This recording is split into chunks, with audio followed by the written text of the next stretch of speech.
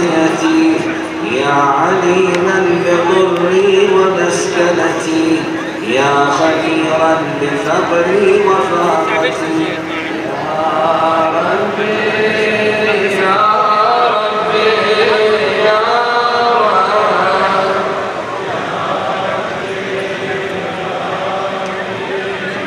أسألك بحقك وقدسك وأعظم صفاتك وأسمائك أن تجعل أوقاتي في الليل والنهار بذكرك معمورا وبخدمتك موصولا وأعمالي